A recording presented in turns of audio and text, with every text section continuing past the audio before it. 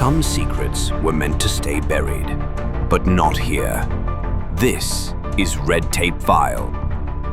What if I told you that the most dangerous woman on Wall Street wasn't a trader? Her name was Anna Chapman. She had flaming red hair, killer curves, and a LinkedIn profile that made millionaires weak in the knees. But Anna wasn't hunting for a husband. She was hunting for America's financial secrets. And she almost brought down the entire US banking system, one seduced banker at a time. This is the story of how Russia's most beautiful spy turned social media into a weapon of mass financial destruction.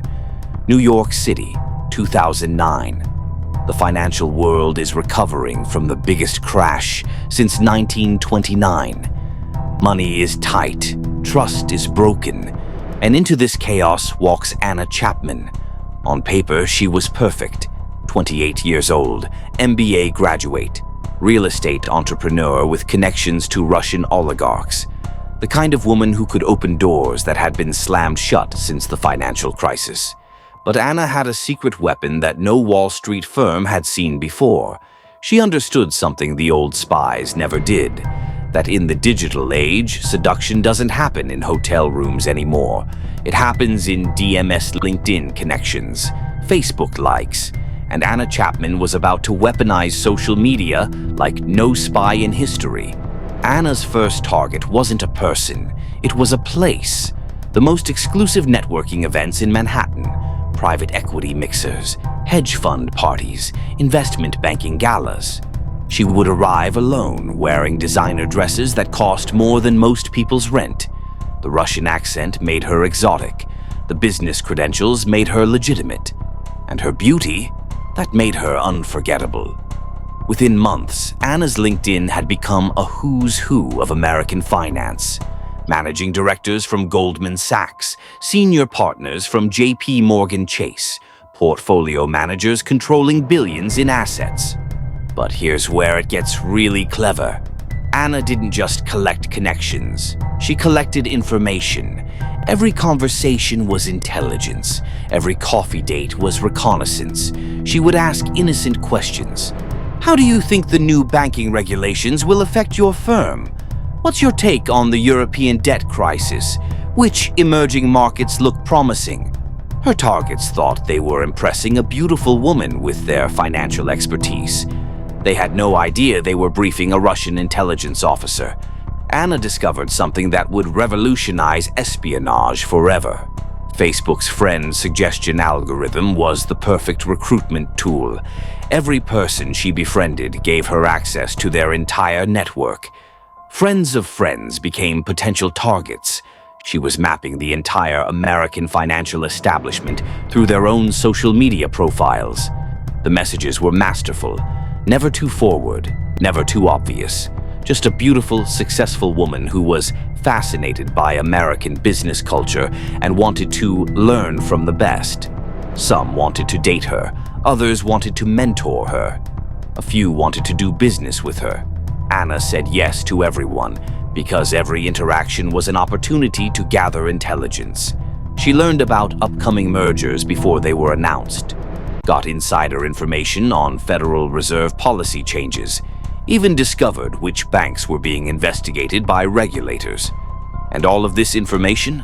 It was flowing directly to Moscow, through encrypted channels that the FBI didn't even know existed.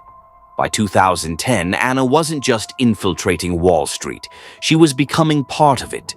Invitations to exclusive events, introductions to billionaire investors, access to information that could move global markets. Think about the power she wielded. With advanced knowledge of major financial decisions, Russia could make billions in the currency markets, buy or sell before major announcements, profit from American financial policy. But Anna wanted more than just financial intelligence. She started targeting government officials, Treasury Department economists, Federal Reserve researchers, anyone with access to America's economic decision-making process. She even joined elite dating apps, not for romance, but for recruitment. Every swipe right was a potential intelligence asset. Narrator. Her handlers in Moscow were ecstatic.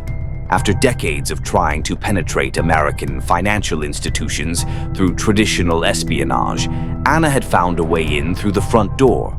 2010 was the perfect year for Anna's operation. The economy was fragile, Russia was increasingly aggressive on the world stage, and American financial institutions were desperate for new investment opportunities. Anna began arranging meetings between her American contacts and Russian investors. Of course, these weren't really investors. They were intelligence officers posing as businessmen. Millions of dollars started flowing through shell companies. Fake investment deals that were really intelligence operations. American banks were unknowingly facilitating Russian espionage. The information Anna was collecting was staggering. Bank stress test results, regulatory enforcement actions, internal risk assessments, the kind of data that could destabilize entire financial institutions.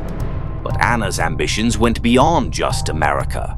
She was building a global network: London financiers, Hong Kong traders, Dubai investors, all connected through her web of seduction and social media manipulation. June 27, 2010. Anna makes the phone call that would end everything. She was trying to arrange a meeting between one of her American contacts and a Russian businessman. But this time, the FBI was listening. For months, federal agents had been tracking a network of Russian spies operating in the United States. They called it Operation Ghost Stories. But they had no idea that their most valuable target was hiding in plain sight on Wall Street. The intercepted conversation was damning. Anna wasn't just discussing business meetings. She was coordinating intelligence operations, using coded language to describe her American assets, planning future recruitment operations. The FBI realized they had stumbled onto something much bigger than they imagined. Anna Chapman wasn't just a spy. She was the hub of the most sophisticated intelligence operation ever conducted against American financial institutions. June 27, 2010, 8 p.m. Anna Chapman is arrested at a Starbucks in Lower Manhattan. The arrest sends shockwaves through both Wall Street and Washington. FBI raids across the country, round up 10 other Russian spies. But Anna? She was the prize they really wanted. The woman who had charmed her way into America's financial elite was led away in handcuffs, her perfect cover blown, her network exposed, her mission destroyed. The evidence against her was overwhelming. Encrypted communications with Moscow, payments from Russian intelligence, and most damaging of all, a detailed list of her American assets. Anna never stood trial. 2 weeks after her arrest, she was part of the largest prisoner exchange since the Cold War, traded back to Russia for American agents captured by Moscow. Back in Russia, Anna was treated as a hero. Putin personally thanked her for her service.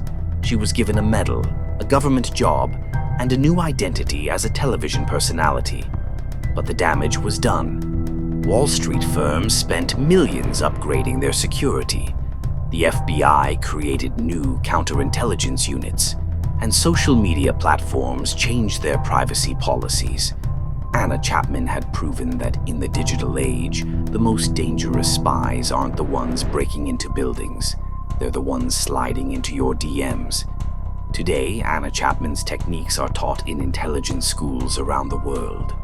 Social media seduction, digital honey traps, LinkedIn espionage, every friend request from a stranger, every LinkedIn connection from an attractive profile, every DM that seems too good to be true could be the next Anna Chapman. Because somewhere out there, another beautiful spy is building her network. One like, one connection, one seduced banker at a time.